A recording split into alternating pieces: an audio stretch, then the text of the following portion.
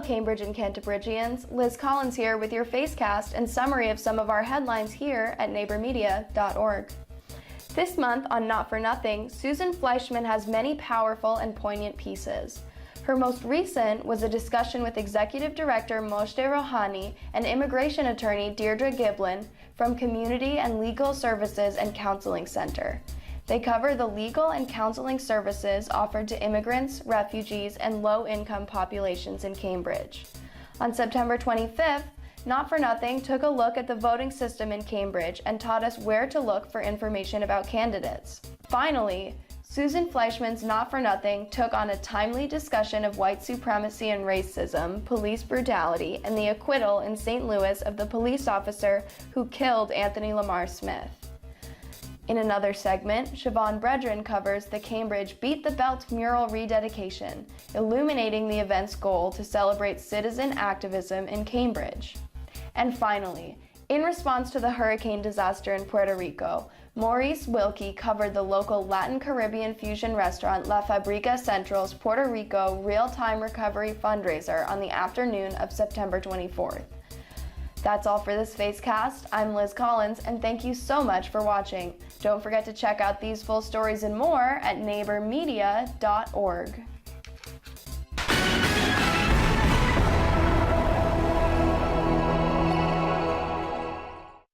The final deadline to submit the free application for federal student aid is June 1st.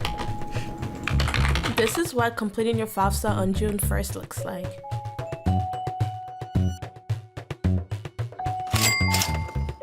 Cool, you'll get some money, but you could have gotten more. What if you had completed it by March 1st? Great, that's better. The sooner you complete your FAFSA, the more financial aid you can receive. Submitting your FAFSA by November 1st gives you the best chance at receiving a larger amount of federal student aid. Awesome! Early completion of the FAFSA could increase your aid by thousands of dollars.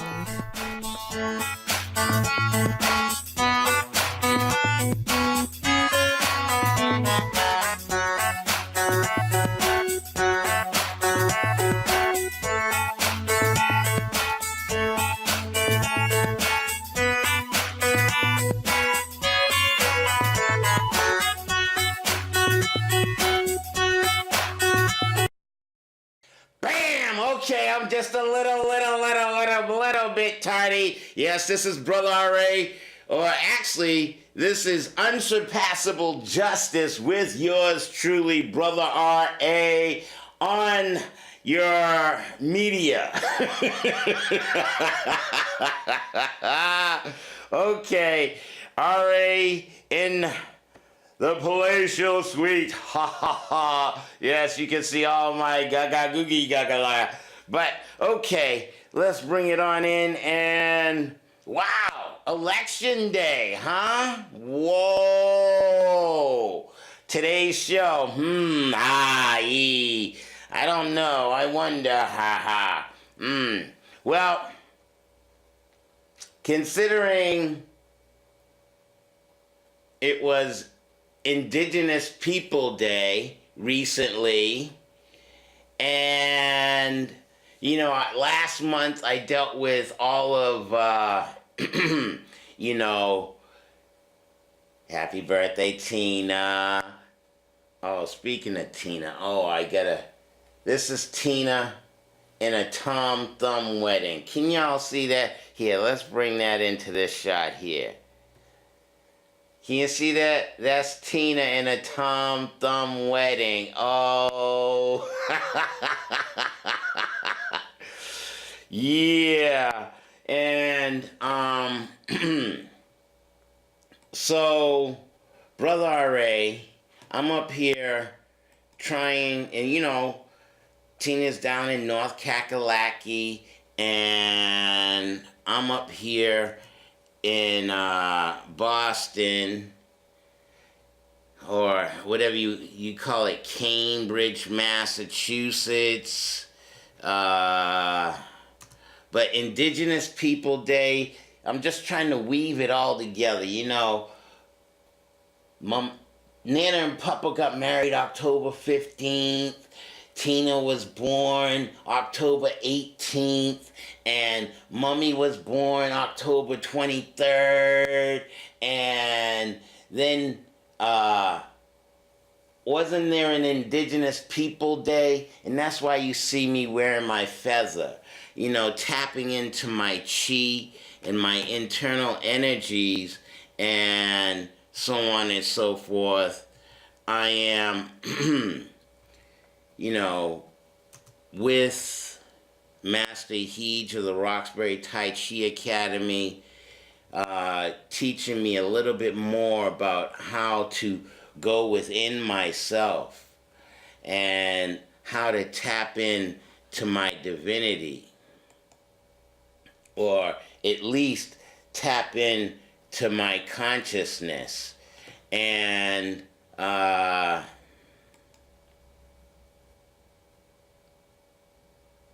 making time specifically every day. You know, Tai Chi is not just a state of mind, but it's a way of living. And where you tap in to yourself. Do people allow themselves to tap in and not be anxious and resentful? You know, I'm a little sarcastic.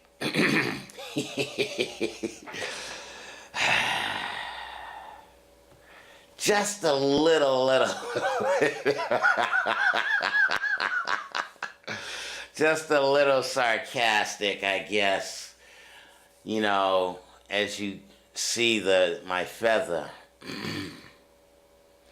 you know, reminding me of my sister, you know, we're coping and dealing, and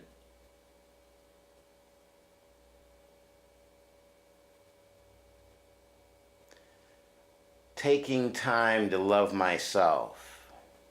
You know, the Bible talks about love thy neighbor as thyself. But does it teach you how to love yourself? I said to Master Heej yesterday, you know, mind over matter. He's like, excuse me? Mind is matter. So what you think matters, how you feel. Do you walk around with heavy chi? Got through watching Iron Fist last night. After watching Forbidden Kingdom. After the first one, I had to bring the pain. Yeah, Chris Rock, bringing the pain. And I think that's what I'm going to have to do today, is bring some pain. But before I get into that particular aspect, you know, you heard Papa discuss, you know, he bought those properties and so on and so forth. And I have a desire to advance Papa's dream. And so, there's a house for sale on my street. Yeah. Already trying to work on buying a house, and then there was the house next door. I was hoping to acquire that. Now, see that backyard? On the other side of that fence is my house. And I'm thinking having two houses and take out a loan for $5 million, pay off the remaining debt that I owe the city, and acquire 2 more homes on the same street, advancing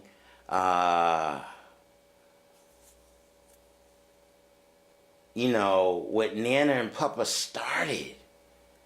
I mean, you heard, if you did, a couple of weeks back, Nana in her Alzheimer's state discussing what it was like, picking cotton for 50 cents, 100 pounds of cotton.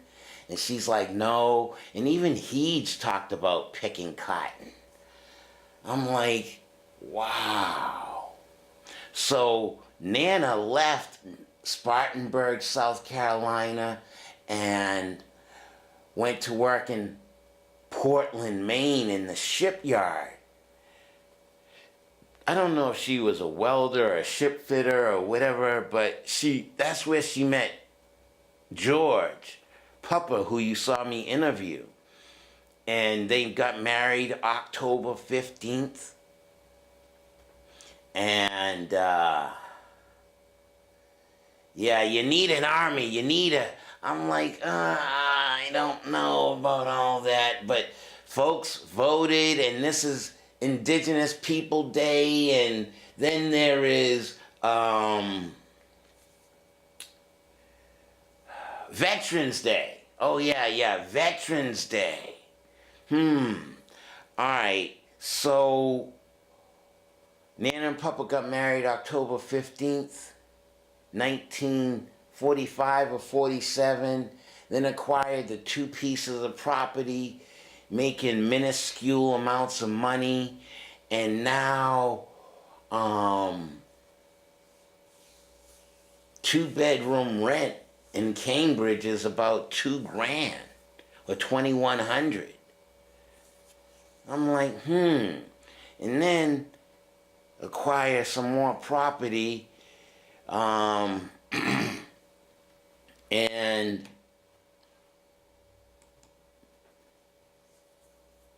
you'd think I could charge maybe $5 or $6 grand. I mean, you see the address, go look at it yourself. But of course, those are the furnishings of the real estate to make it look, appropriate and whatnot. But move that out, move your stuff in, and pay me rent.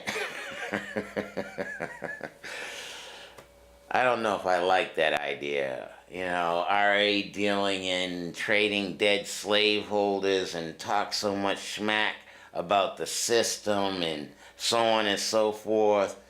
But considering the holidays, and I don't have too much time, I spent 15 minutes dealing with that. Now I'm going to go into meditation, and I'm going to share with you the interview that I believe got me kicked off of MIT radio. Let me share with you too. I do read 365 Tao, and I'm now reading The Secrets of the Tai Chi Circle. Move this one in and move that one out. Okay, so see the balance symbol? Lowering my energy, yin and yang, male and female, or substantial, insubstantial, and tapping into the void. Mind is matter. What you think matters. When you watch the news, it creates a level of fear. Oh my God, did you see that? And I think I ended last week's show talking about melanin dominant males in the football in an NFL league. If there's a black quarterback and there's a black receiver, or most of the black men on the field, they can feel each other's chi. And I mean, that interception, he ran back for the touchdown last week, that was like the quarterback didn't have the insight or the interness to acknowledge the full 360 degree sphere of consciousness, or tapping in to oneself.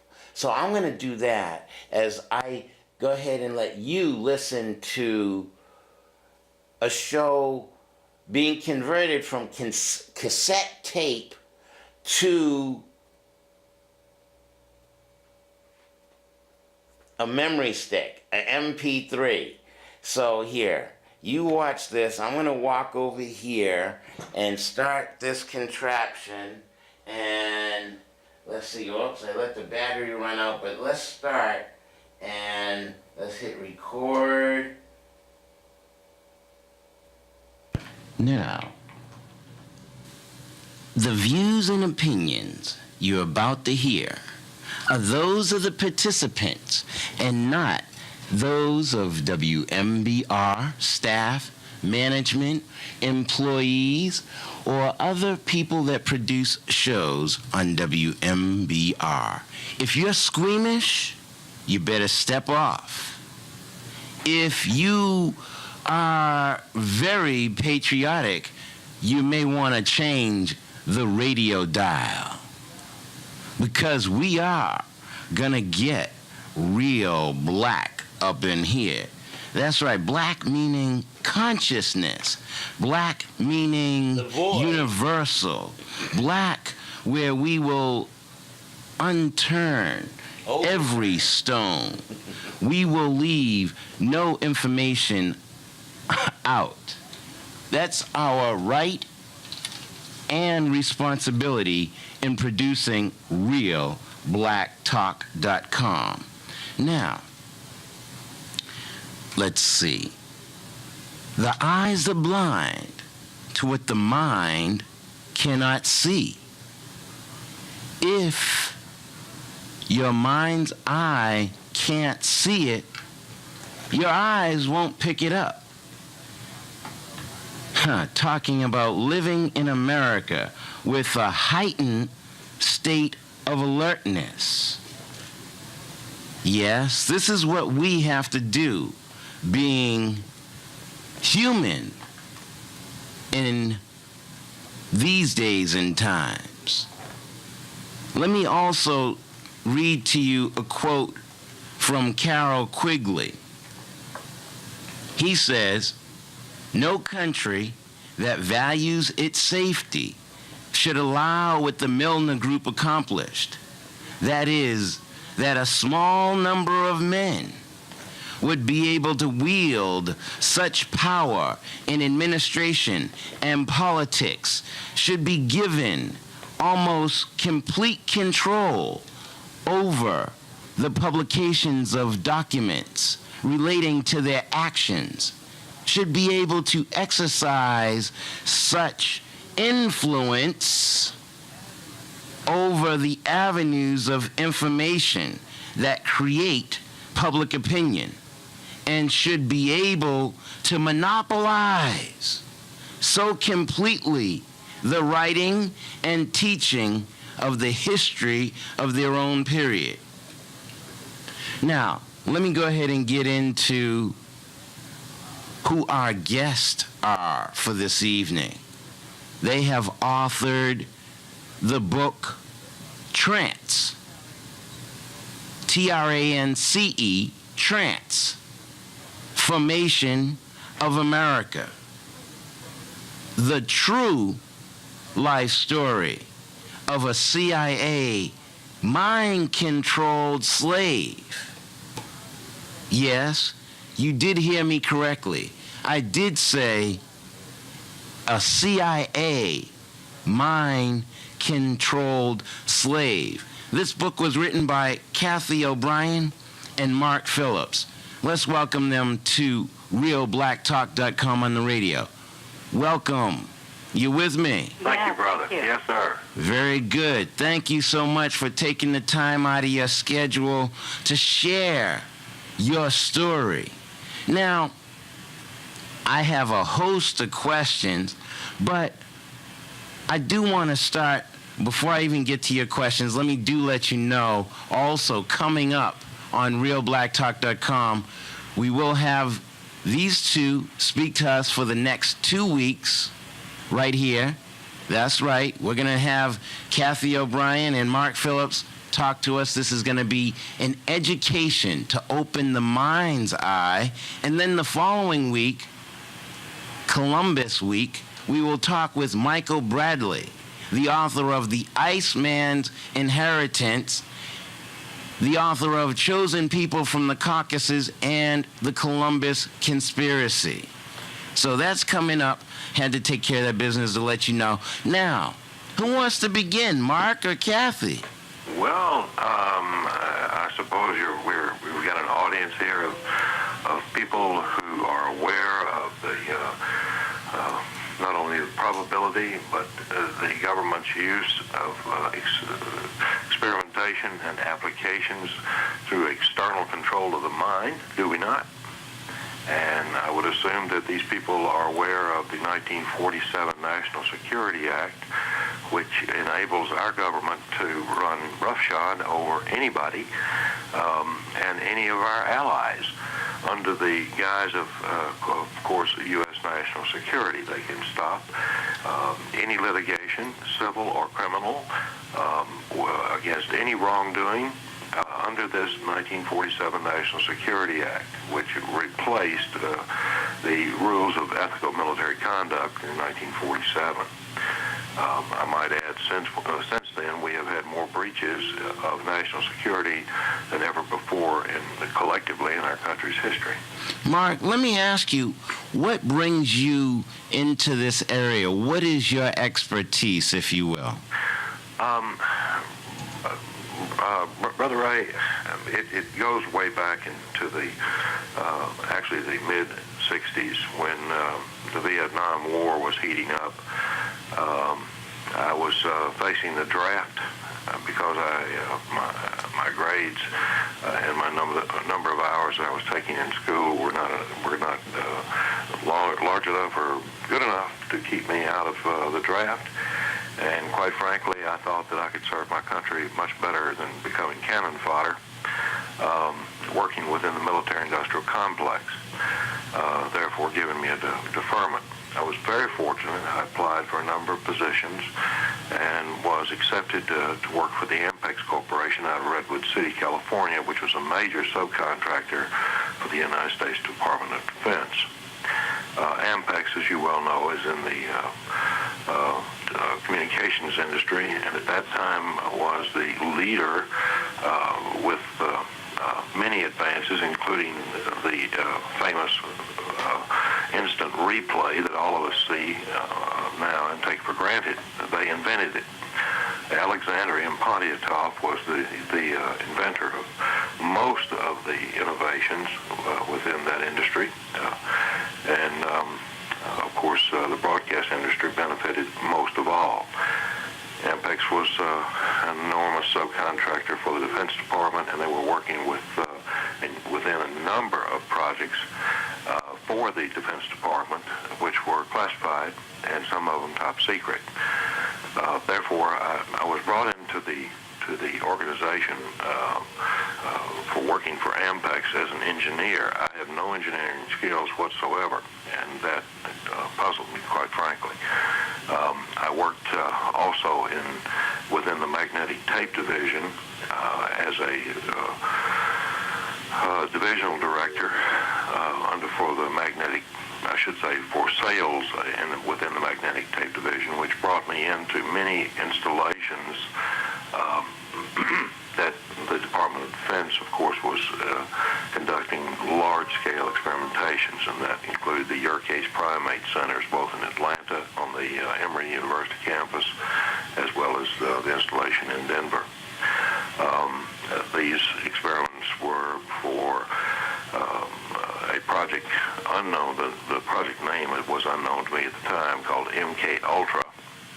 MK Ultra was a code name for the mind control research that was being conducted in this case scenario for NASA, because NASA at that time was concerned that the American populace might become disenchanted with their spending tens of billions of dollars on a space program if in fact they had an accident like the Soviets at that time had endured. So they wanted a backup system, and that backup system included training certain types of apes to the use of languages. And when I say the use of language, I'm speaking of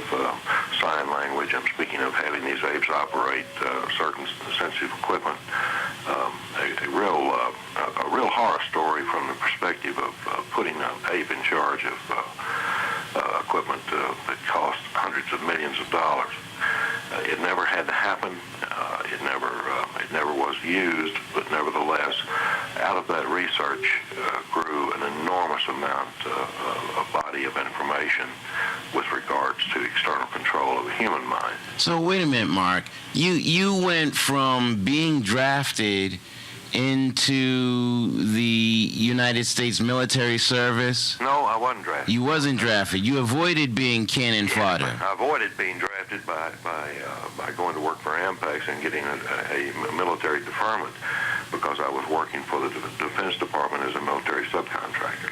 And working in this organization, you then got pulled into dealing with engineering? Actually, no. I was just simply observing and maintaining and guarding the integrity of the file films and videotapes of certain experiments and red bagging them to Fort George Meade, Washington, in Maryland. My responsibility was nothing more than a bag person or a carrier. And now at that time, you didn't know what kind of project you were working on, but now you have since discovered it was the MK Ultra project? Well, that combined with the fact that once I became firmly entrenched and did well working within the intelligence community, and that's precisely what I was working in, aside from working for the Ampex Corporation. I was then transferred over. Ampex went up against the United States government politically.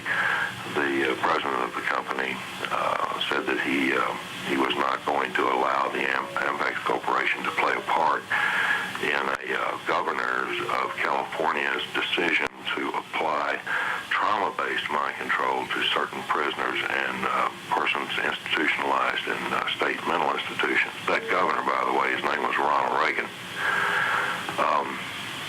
And because of that, Ampex was severely punished. They lost most of their military contracts, and the president was fired. I was then moved to a company called Laser Systems and Electronics. That was an offshoot of NASA. I knew many of the people that were officers of this newly formed company, and this company manufactured medical electronics, which was unknown at that time. It was called, and is called, medical telemetry, which is commonplace in every hospital and clinic in the United States now. But at that time, in 1971, it was not. Laser Systems and Electronics pioneered this particular product, and they too were under military-industrial complex as a subcontractor. And I was also had maintained my top secret clearance with the U.S. Department of Defense, working again with pretty much the same customers.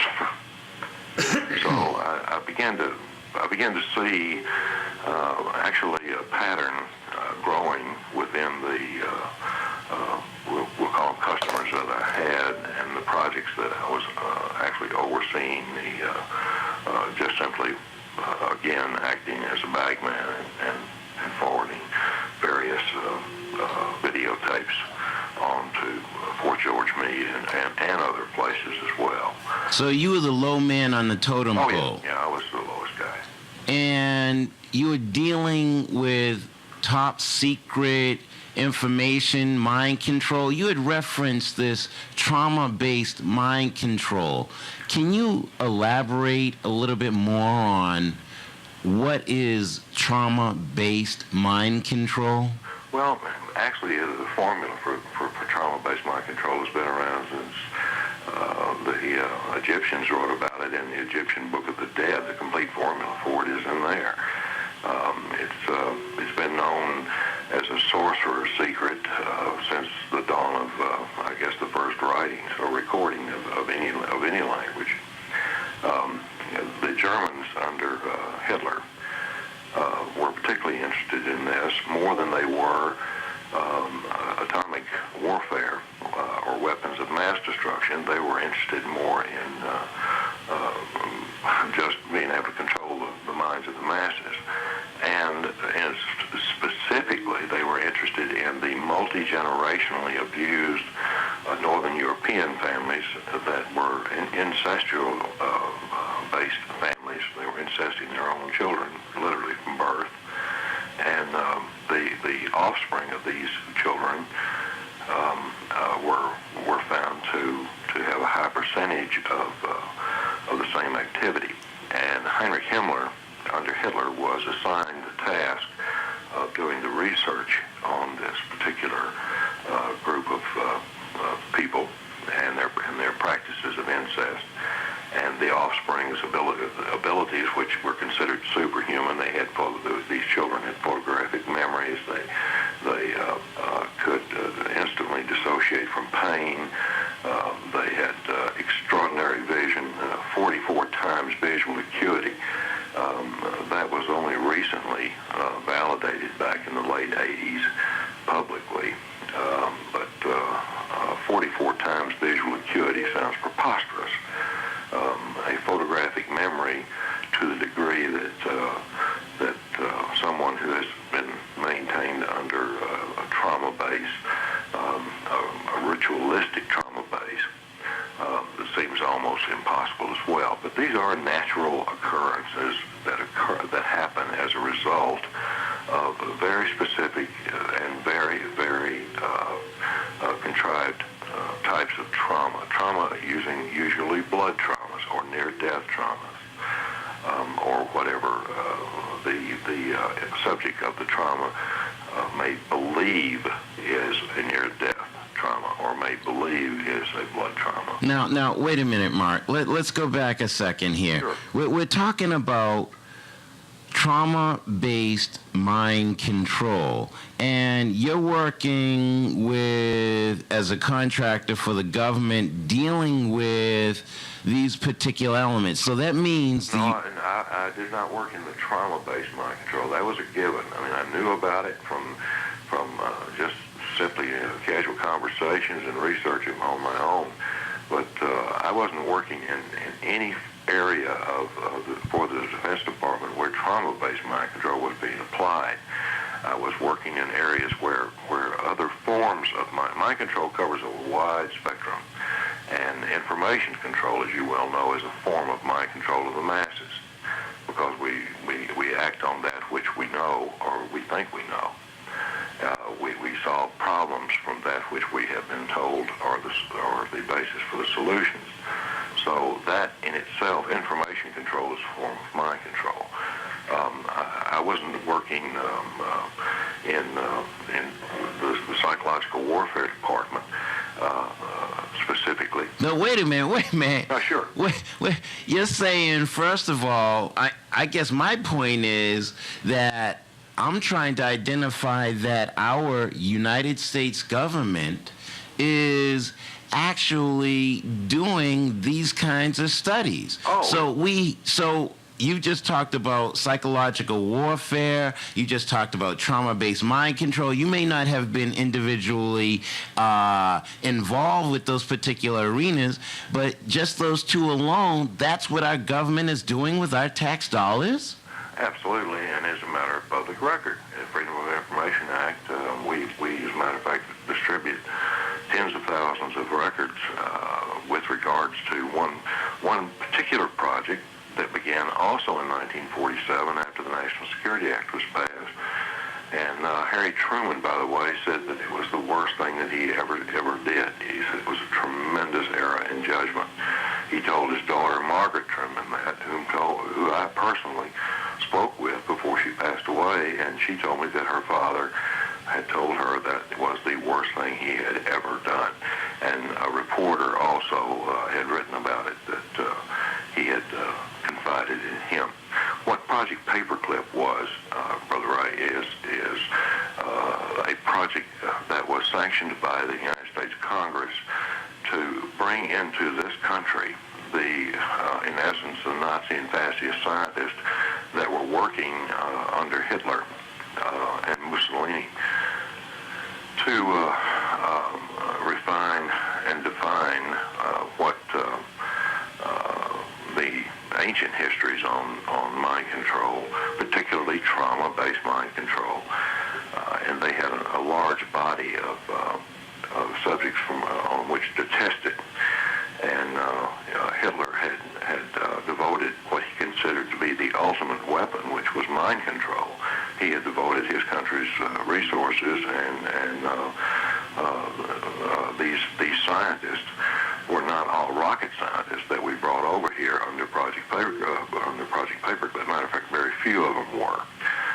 We had some 700 plus odd scientists that were psychiatrists that had worked for Hitler under Heinrich Himmler in what Hitler considered to be the ultimate weapon, and that was a project that was dedicated to mind control. So you're saying that the United States government and its publicly elected officials are perpetuating the same kind of science that Hitler was doing and using during Nazi Germany.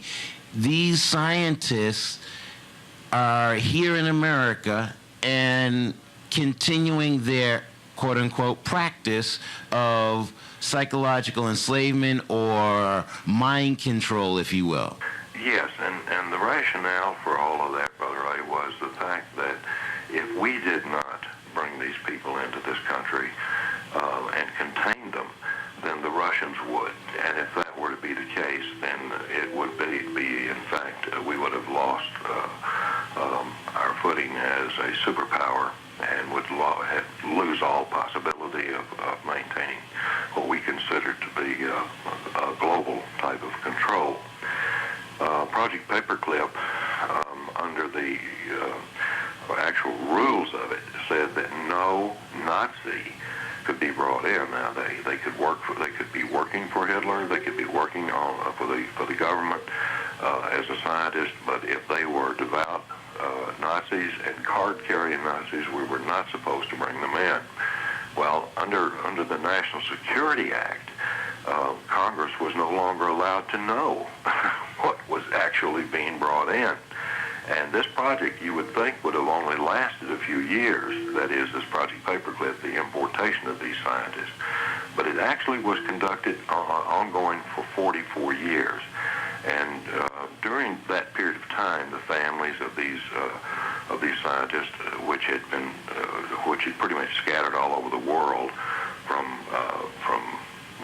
Europe to South America, were being brought in very, very carefully and covertly under this Project Paperclip, under the National Security Act, and there were certain carriers, certain airlines responsible for bringing them in.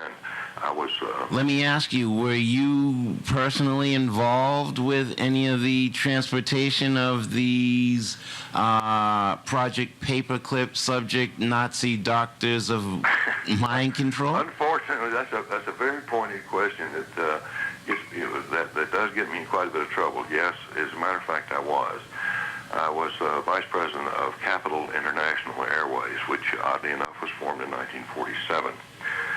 In Washington, D.C. Capital International Airways, it doesn't take a rocket scientist to figure out the initials, was mostly staffed after I had gone to work for them, after my tenure was complete with laser systems and electronics and, of course, Ampex earlier. When I started with Capital International Airways, I went in as their director of advertising and then finally director of sales and marketing for them. I had a legitimate position, a legitimate job, but I was brought into that company because I still have a top secret clearance with the Department of Defense. And yes, Capital International Airways has been written about in several books, and in one book I was mentioned personally in the first edition. In the second edition, the author of that book expunged my name and made a notation that I did work in that job, but I did not know. I worked on a need-to-know basis, and I did not know that I was working for Project Paperclip. You were the low man on the totem pole. Again, yes. There are patsies for everything. I was very fortunate not to wind up on the end of a dead end of a stick or in some sort of a prison system. I was very, very fortunate because I was dancing with the devil and didn't know it. But on the flip side of all of this, and the good side of it, Brother Ray, is the fact that the information that I had acquired through my various exposures, you might say, to some extraordinary information. And I'm sure your listeners are aware that our government holds technological information that is anywhere between 25 and 50 years ahead of where we are right now. Well, if you can imagine, just imagine, that technology used to evolve about once every 100 years. Now it is evolving about once every 2 weeks. So compound that by 25 to 50 years, and the scenario becomes absolutely terrifying. And let me just let you know, you talk about technology advancing. We are coming from MIT, and it's just shortly after 7 o'clock. You've been listening to RealBlackTalk.com. Oh, yeah, with yours truly, Brother R.A., the brother who has a lot to say each and every day. We're talking with the authors of TranceFormation of America, right here on WMBR Cambridge, 88.1 FM. And we've been talking with Mark Phillips. You say your title was what? You was in advertising and the VP of the CIA? I mean, the Capital International Airways? Yeah, Capital International Airways. They were a supplemental carrier, and primarily their income was derived from military flights, moving military personnel and their families around the planet, along with, of course, large numbers of just normal, regular chartered flights. They had a fleet of DC-8s at the time, which was the jumbo jets of those years back in the early 70s. And I was, like I said, I was recruited after I left Laser Systems and Electronics, and my tenure was through there. I was recruited into working for Capital International Airways as head of their advertising department, and then was promoted to vice president of sales. Well, later on in the conversation, I want to tap into a little bit of your advertising expertise, but I want to fast forward now to some of your heroism, if you will, and how you were introduced into Cathy O'Brien. And if you could just recount some of that story, and then we can talk to Cathy and get her side of the story. You still there, Cathy? Yes. Okay, very good. Just checking. Okay, go ahead, Mark. Well, Brother R.A., it gets real simple, or I should say my past becomes a little simpler after that. I will say, I'll put one more piece in there of the puzzle. After Capital International Airways was more or less dismantled and taken apart and bought by a number of Iranians at the time,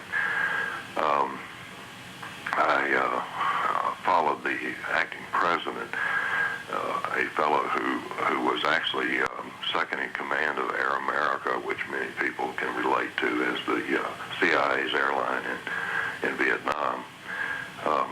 He was a fellow by the name of George Kamatz. George and I and two other men formed an airline in Alaska called Great Northern Airlines, which later became a part of a motion picture done by Steven Seagal called On Sacred Ground. And in this motion picture, it depicts very little of the truth, but nevertheless, what it was all about was the United States government was actually taking over the local carrier in Alaska, because everything has to be moved by air or dog sled. And therefore, the CIA and the government wanted control of it because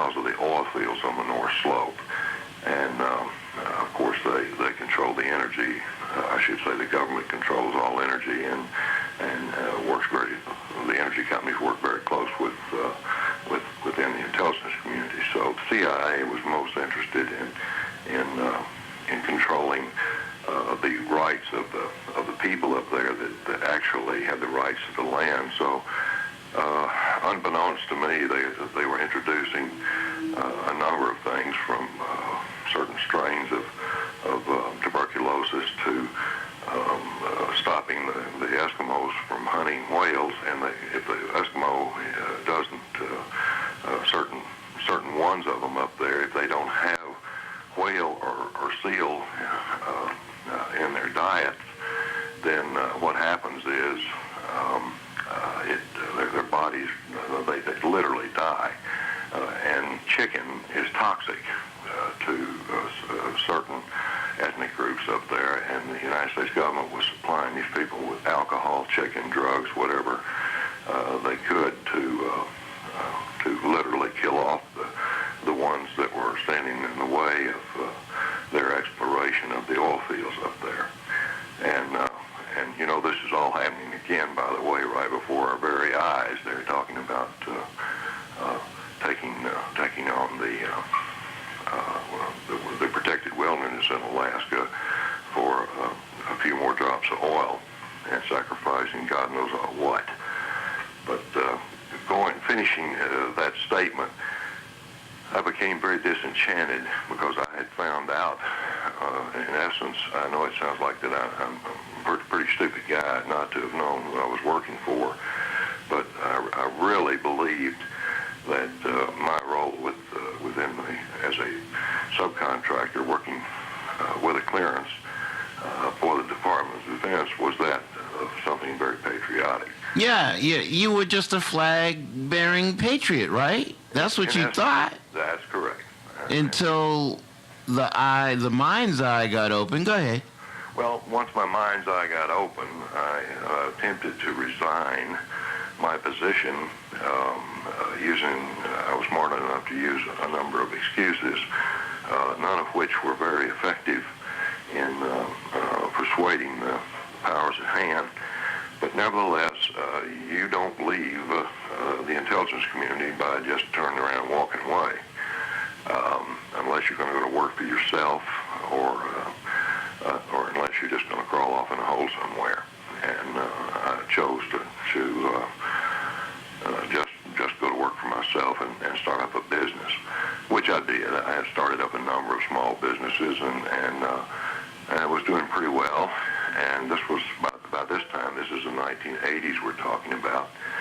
I was introduced to a fellow because I had made the newspapers in the business section several times as being successful here, successful there, and I had received a cabinet nomination under Carter, and that was noted, and so it began to snowball until I had a whole lot of people looking at me for various and sundry things because I knew I had connections within the Department of State, and I had connections through certain lobby and law firms in Washington. So people were from time to time coming to me with business opportunities and this sort of thing, and one was presented to me because the Chinese had dropped that proverbial bamboo curtain between themselves and the West, and they under Chinese law, they have to maintain a complete balance of trade.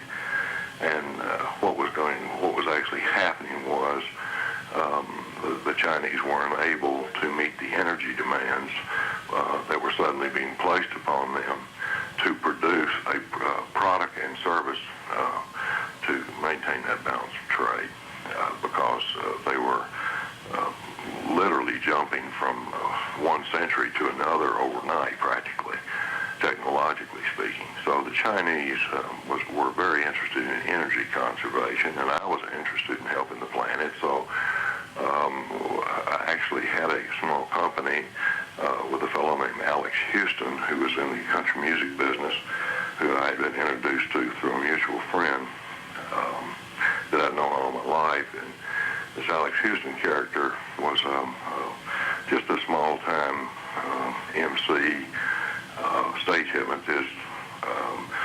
He worked with some top-name groups, though, which I thought was rather odd because he called himself a comedian. He wasn't very funny, and nor was he a very likable fellow either.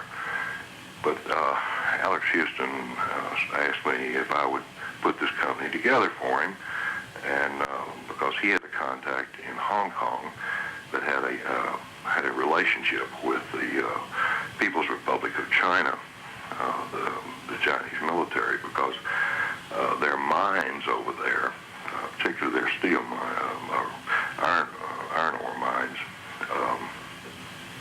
required that they are like glass manufacturers or steel mills here. You can't shut them down and then restart them. It costs more money to do that in terms of energy than it would to just keep them running.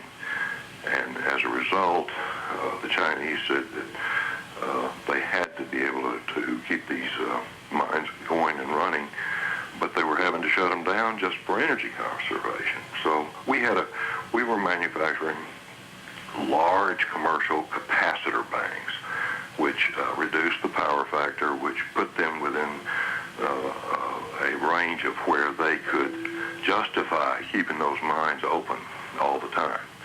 And the Chinese and my Hong Kong counterpart, and Alex Houston and myself, formed a company called Uniphase. And Uniphase Corporation, I was the president, and we started out with a $31 million contract with the Chinese. I mean, that was the raw cost of the materials that we were launching. Of course, I didn't have that kind of money, but the Chinese government certainly did. And since it was a joint venture, technically I was supposed to put up half of it. And so the only way I could do that was to go around the proverbial countryside all over Southeast Asia and sell additional systems and get letters of credit, which I did. And over about a 2.5-week period, myself and my counterpart in Hong Kong pulled us all together, and within a year the company was launched, and with the ribbon cutting ceremony, I was approached by a Chinese intelligence officer who informed me that my vice president and partner in the United States, Alex Houston, was involved with money laundering, child and adult pornography. By the way, that's punishable by death in China. Drug running, and it went all the way to the White House, quote, end quote. I found that to be extraordinary. I thought at the moment that what they had done was just have me do all the work, put everything together for them, and then force me out because they said they wanted to buy Alex Houston's stock out, which would have given them control of the company. That was not the case. The Chinese were quite honorable, and they provided me the funds. Actually, the money was actually mine to start with, but the business had not progressed. We had not produced the product yet, so therefore, even though I had the letters of credit, the money wasn't actually mine, just be spending or be buying someone else's stock. But they advanced me the funds, and I bought Alex Houston out. But in the process, I had him investigated through some friends of mine who were still active within the intelligence community, and they came back to me and told me that Alex Houston was indeed prostituting a woman and her small daughter. At that time, the child was about 7 years old, to various government leaders. And of course, that in itself, I figure that that's none of my business, except for the fact that Alex Houston was doing this for the Central Intelligence Agency, and he was doing this and maintaining this woman under trauma-based mind control. In other words, he was maintaining her under a regular amount of water, food, sleep deprivation, and using stun guns and other devices to torture her and her daughter to the point to where they were totally compliant, and their suggestibility levels were off the scale. When I met this Cathy the first time, I thought that she was just a blonde-headed country music type bimbo, and frankly wanted nothing to do with her. I was totally unimpressed, and honestly, I thought perhaps that was why Alex had kept me from meeting his so-called family, and that was not, of course, the case. Alex, showing you that the right hand doesn't know what the left hand's doing, he had no clue, and no one tipped him off as to my previous background. Of course, I never told anyone, and until the Defense Department and the FBI interviewed my ex-wife and my son, they didn't even know. It was in 1988, though, I made the decision after a few weeks of doing my homework and finding out that it was true